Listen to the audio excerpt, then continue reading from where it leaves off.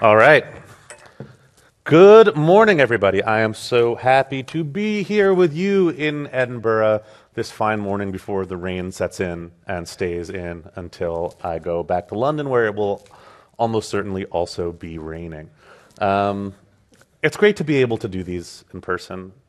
I still feel the joy of being in a room with people after having done a lot of these from my apartment, which is so weird because you finish a talk and it's like, well, that happened. I'm sweaty. Time to go take a nap. And I will still be sweaty, but I will stick around to say hi to folks.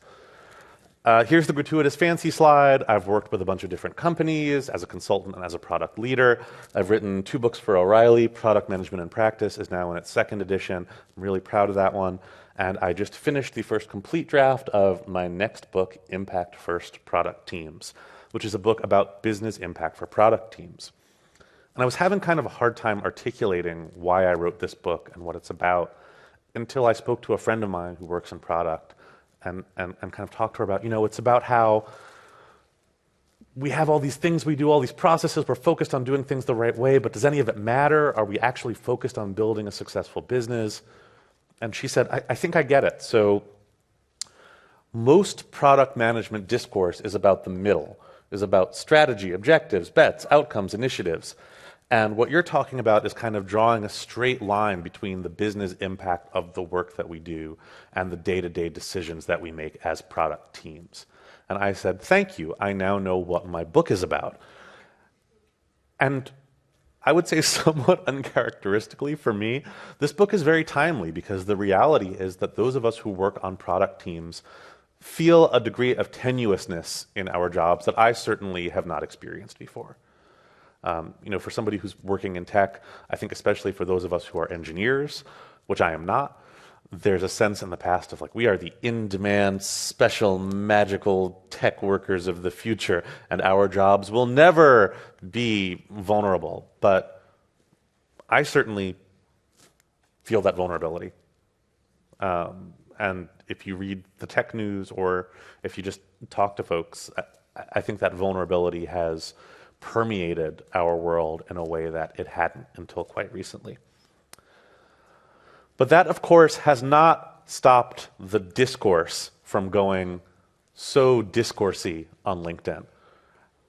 And it's been interesting to see the discourse on LinkedIn absorb some of this vulnerability and this tenuousness. Yes, I laugh and then I cry when I see this, then I laugh again.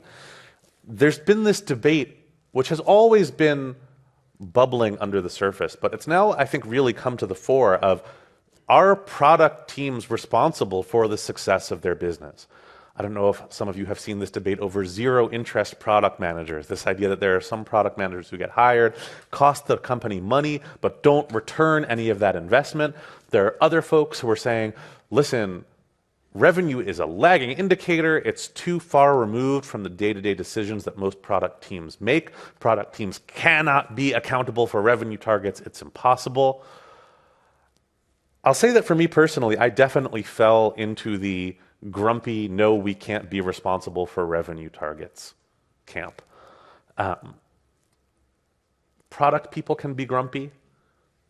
We are sometimes more justified in being grumpy than other times. But a lot of the things I've heard in my work, working with product teams, when I say, all right, how are we helping the business succeed, are things like, product teams cannot be responsible for business impact because it is the wrong way to do things because I read about it on LinkedIn. I feel like product management is one of the only roles where people feel justified saying this to other people. I've gone into companies and said, okay, how are we contributing to the success of the business? And I hear like, how dare you ask me that question? That is the wrong way to do things. Meanwhile, my friends in sales are like, did you see what happened over there? I have a friend who sells wine. And she's like, your job is so weird to me because if somebody wants to know how successful I am, they ask me, how much wine did you sell? And I tell them how much wine I sold. In your job, you get to say, you don't get to ask me what success means. That's not my problem. I'm doing things the right way. That's got to be nice. This was my favorite one. Impact metrics like revenue are lagging indicators. Do you even know what lagging indicators are? You can't ask me to keep track of lagging indicators. How dare you? How very dare you, sir or madam? And to be clear, these are all things that I have said at various times when I'm a product manager. My very favorite one to say was, we're just building the stuff that you told us to build, so if it doesn't work, that's your problem. You want me to build these features? Okay, I will go build these features. And if the features don't add up to a successful business, you're the one who told me to build the features. That's your problem, buddy. The problem is 6 months later, it turns out that that is very much my problem, because somebody is looking at a spreadsheet of all the expenses the business has and saying, who are these people and what do they do? And if the answer is, oh, I asked them what they do and they told me that they can't ask me that because it's the wrong way to do things, that is a very, very tenuous position to be in. So I think the reality here that we need to acknowledge is that whether or not it is just and fair, and we can debate relentlessly whether it is just and fair, whether product teams should bear the consequences of this, or whether the executives who hire and give mandates and strategies to those product teams should bear the consequences of it. The reality is that we as product teams bear the consequences of low impact work. If we do work that does not contribute to the success of the business, somebody is eventually going to say, why have we hired these people? And if we do work that really doesn't contribute to the success of the business, then eventually we won't have a business anymore. This is the reality of the work that we do. Now, how exactly this is playing out, if you look at some of these articles and you read the statements made by the folks who are making these layoffs, there are some very helpful clues as to both why this is happening and what we need to do about it. So in this article about Spotify laying off 17% of its workforce, there's this quote from the founder and CEO of Spotify, Daniel Ek, where he says, "Today we still have too many people dedicated to supporting work and even doing work around the work, rather than contributing to opportunities with real impact." Work around the work.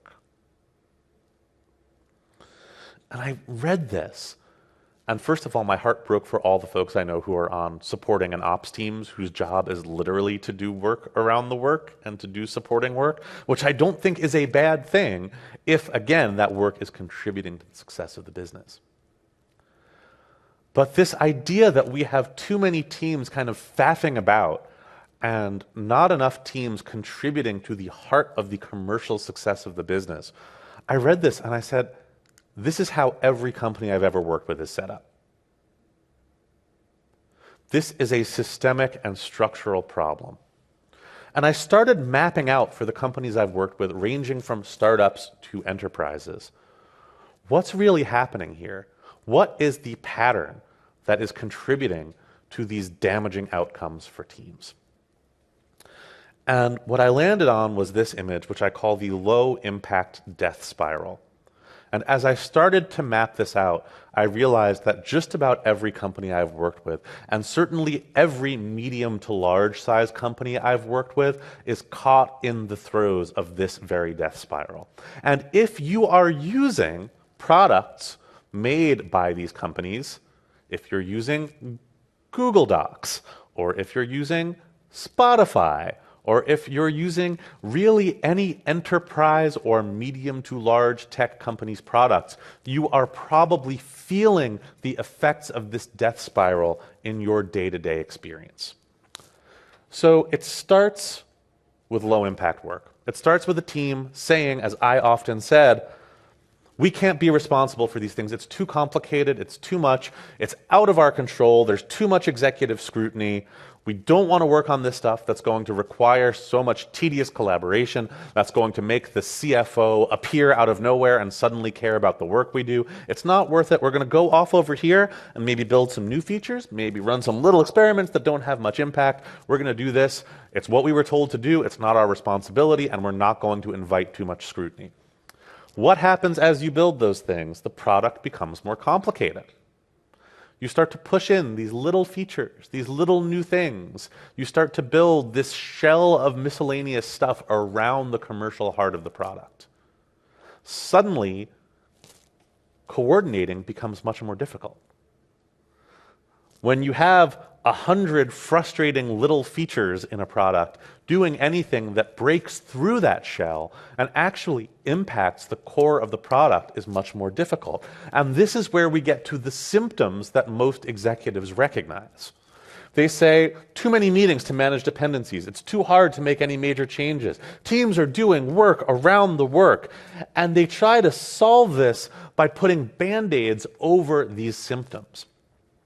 They say, oh, we need to have more program management layers. We need to have more folks who are just responsible. But all of that just adds more and more and more impediments to teams actually doing high-impact work. So what happens when we have more dependencies and conflicts to manage? And it comes time for product teams to decide what they are going to work on. They go right back to that low-impact work. Because the more conflicts, the more meetings, the more work there is to do around the work, the less incentive there is for teams to take on work that is actually going to invite that scrutiny, that is going to require that coordination, that is going to deliver major, meaningful results for the business. Now, what I really want you to take away from this is that nobody's coming to save you. If you are a product team, that program management layer that's coming in is not suddenly going to take that scrutiny away. It's not suddenly going to make impactful work easy for you. But because that low impact work is the root cause in this, every product team has the power to break the spiral. If you are working on a product team, high impact work is available to you. You can step into this responsibility. You can say, we are going to take ownership of the impact of the work that we do before we find ourselves on the defensive. Before that CFO appears and says, who are you and why are we paying you this money again? You can have a point of view on why your work is critical to the success of the business. And I would go one step further and say, in this moment, you need to have a point of view. If you do not have a point of view on why your work is important to the business, you are in an unacceptably tenuous position. So what I'm going to walk through with you, sharing some stories from my work, is how teams I've worked with have broken the low-impact death spiral. And they have done it by understanding what success means to the business, setting team-level goals that contribute to the business's success, and keeping their day-to-day work connected to those goals. All of these things are challenging to do, but all of them are doable. So let's start with this first bit, understanding what success means to the business. A couple years ago, I was working with a startup, like you do, that had built a pretty successful B2B business. They were building a multimodal learning platform, and they had found really good product market fit with ad agencies and learning organizations at large companies. And they said, gosh, we are crushing it. Our customers are happy. We have built a sustainable small business. Everything's going really well. And yet, we're also starting to get some interest from outside of our little B2B world. There are some folks in the broader world who've told us, your product is so cool, the most dangerous word you can hear when you work in product. It's so cool, we love it. So based on just the feedback we're getting, it's time. It's time for us to go after the big B2C pivot. We are going to become the platform for content creators across the entire world. Hooray! And for me, having gone through this with companies, I am not saying hooray. I'm like, okay. Nervous. So I'm thinking about this. I'm trying to kind of hedge my words and be like, oh, that is great. I think we could do that, but what is a deliberate path to that? And I finally asked, okay, how much growth would we need to see if we want to raise our next round of funding as a B2C business? So you're saying we're going to be a B2C business. We're going to raise our next round as a B2C business. How many users do we need in order for our investors to say, yes, I am willing to invest in you. I am willing to make this bigger investment for you as a B2C business? And the founder of this startup Really, really, really great founder. She says, I don't know, but I know someone who does. Let's get our investors on the phone. So we got our first round of investors on a call. And I walked them through an exercise that I've run with a number of startups and small companies and teams at bigger companies, where we look at our red light, green light, and yellow light scenarios. In other words, if our next milestone is to raise this round, what are the numbers we need to hit where we're like, hell yeah, crushing it, we're raising the round, we follow along with this B2C pivot? What are the numbers where we're not sure we're there yet, but we can survive, we can live to fight another day, our yellow light? And what are the best numbers we could hit and still be completely screwed? And we put together a document like this, which I think every company that is working towards a milestone needs to have. This is inspired by Adam Thomas's work on survival metrics. I have a template available at bit.ly/strategy_survival. But there's something I want to point out about this that really surprised me. When we talk about impact, a lot of people assume that we mean money, right? Impact, yeah, money. But in this particular case, the green light scenario involved more users and less money, and the yellow light scenario involved more money and fewer users. In other words, for this company to achieve its goal, they wanted to focus on growth. But if they could not achieve that growth, then they needed to focus on revenue, because if they didn't have enough money coming in, they would be out of business. And when I work with companies to define success, it is important that we get to this level of specificity. It's also important that we make product teams aware of the existential realities of the business, because especially at smaller companies, a lot of product teams are not aware of the existential realities of the business. They don't know what numbers need to be hit for the business to continue to exist. In this case, that was very true. We went to the product team and we said, how close are we to achieving our green light goals? We met with investors. We just need to have 1,000 monthly users. That's not a big number, probably. How close are we? And the product team was like, oh my God, we are screwed. We're not going to have 1,000 monthly active users anytime soon. We haven't been building for that. We've been kind of building for revenue and kind of building for growth. But there's no way we're going to make this happen.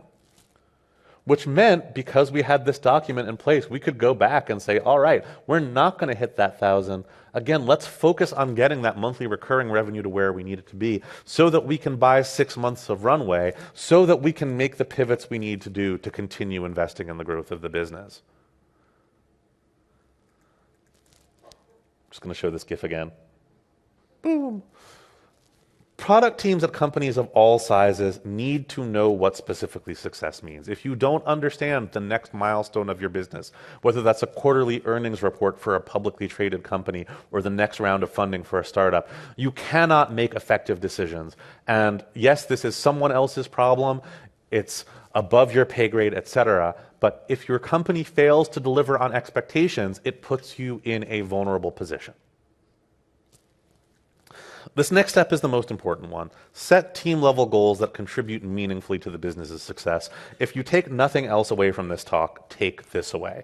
Your team needs to have goals that you are confident contribute to the success of the business. So a couple of years ago, I worked with another company, a bigger company, that was making the transition, as a lot of companies do, from having feature mandates, go build these features, to having outcomes over output, right? Everyone wants to say this. We used to be command and control. We used to be go build this feature. We were a feature factory. Now we're giving teams outcomes to achieve.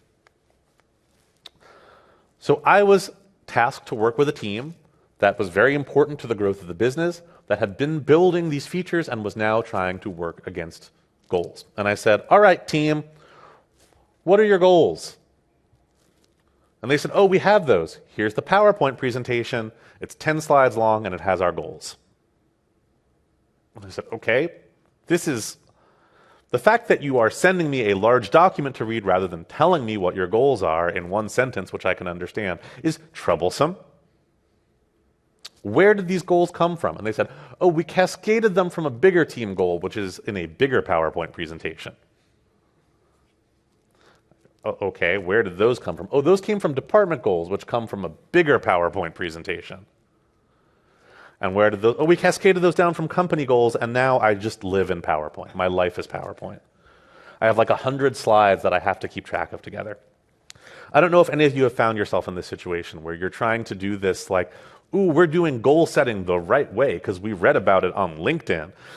And you wind up with like 100 slides that make no sense. And nobody can actually have a conversation about goals because it is too complicated to be conversational.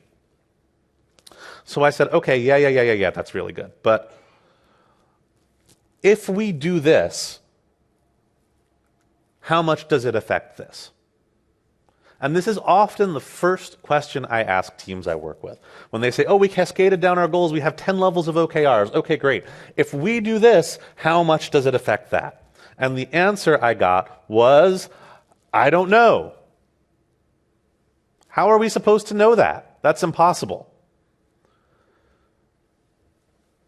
Again, this is an untenable situation.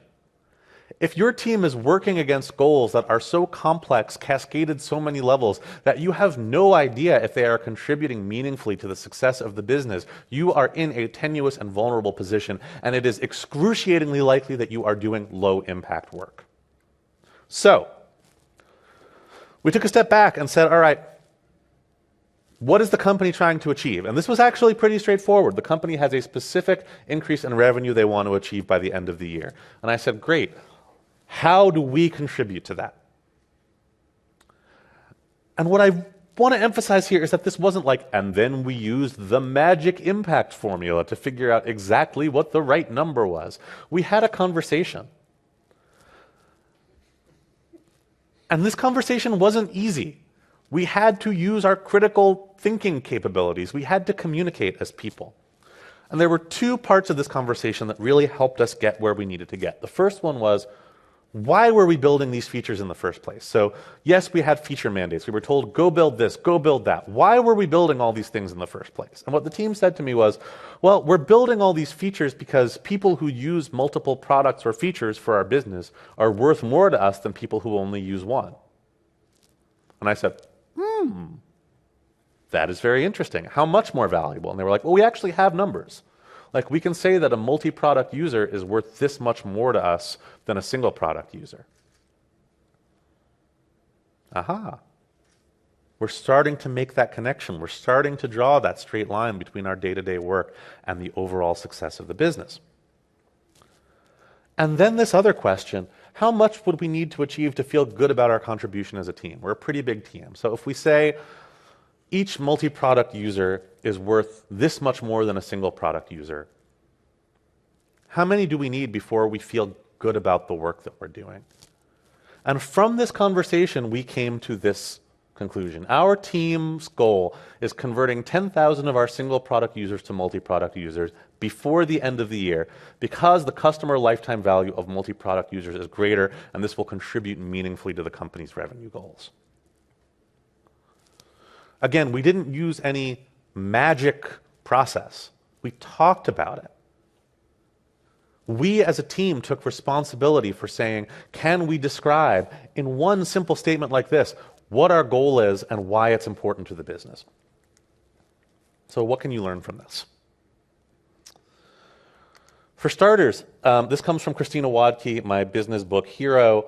It's in her wonderful book, Radical Focus. It's also in this article. Most companies cascade goals like this. They have a company goal. They cascade those down to department goals. They cascade those down to bigger team goals. They cascade those down to team goals. And before you know it, it is impossible to add those back up. You have created a level of abstraction where we have the illusion of control at the team level, but we no longer can say how our team goals add up to a successful business. What Christina Wadke recommends is, instead of that, we think about each level of goals as orbiting around the company goals. The company goals are the center of gravity. And no team or department is more than one understandable, explainable step away from company goals. Once you see this, you cannot unsee it. Good OKRs work this way. Good North Star metrics work this way. Whatever framework you use works this way. So when I work with teams now, I ask them to go through a checklist as they set team level goals. Number one, are our team goals no more than one step away from company level goals, right? Can we explain the impact we're having on the business in one step? More multi-product users, because multi-product users are worth more, that makes more revenue. One step. Does our team contribute to the company level goals enough to justify the existence of the team itself?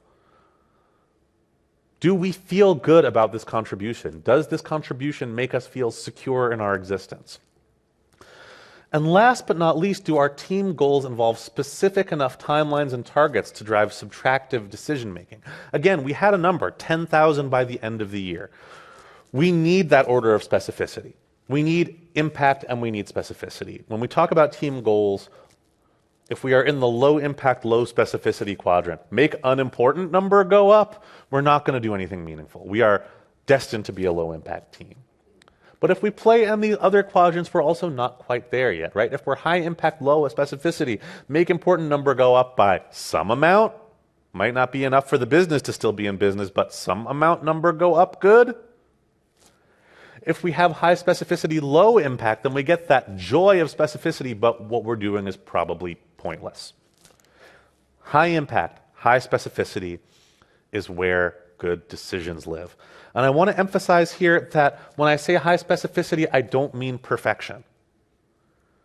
We came up with that 10,000 number not by running complex mathematical equations, but by saying, is 1,000 good enough? What about 100,000? Too much.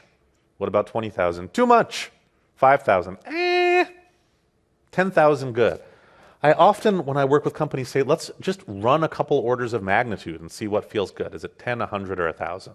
Is it 10,000, 20,000, 30,000, which is not orders of magnitude, but you get the point. Can we get into a number that feels good enough to cross off our boxes on the checklist? And then we get to perhaps the most challenging part, which is keeping our day-to-day work connected to our impact level goals. And again, with teams that have impact level goals, this is doable. If you don't have impact level goals, you can't do this. So that team I worked with in the last story, we set our goal, 10,000 multi-product users. They all go back to work. Boop-a-doop-a-doop-a-doop-a-doop. They're doing their work. A month later, one of their product managers comes to me and says, I get that we have these goals, but I'm stuck.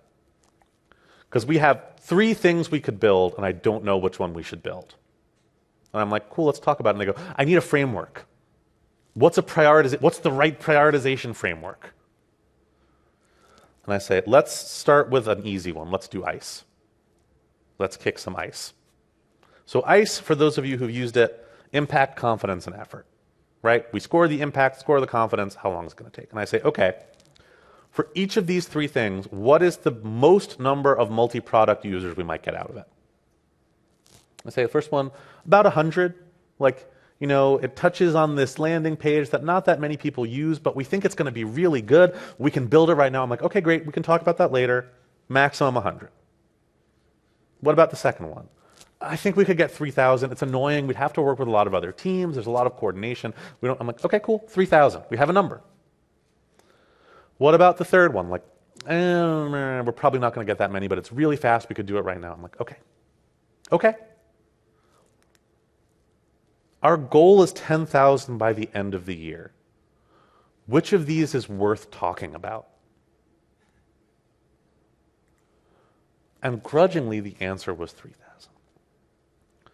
If we're only going to get 100 towards a goal of 10,000, then it's probably not worth doing the work to scope it further.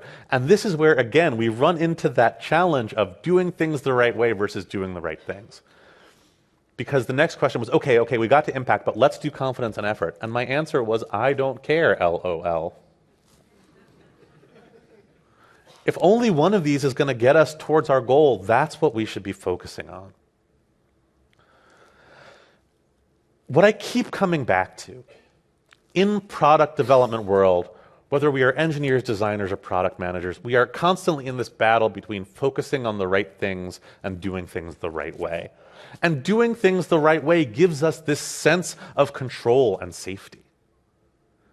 if we follow the process, if we do Agile, if we pick the right prioritization framework, then we did it the right way. But the reality is that focusing on the right thing is messy and scary. It means that we look at things outside of our own control. It means, in a very weird but real way, grappling with our own mortality a little bit. It means saying that, yeah, the success of our business is outside of our control. We can't just flip a switch and make a successful business. We need to stay closely connected to our market. We need to stay closely connected to our customer. We need to be willing to try and test and learn new things that throw our best plans into disarray. That is our job,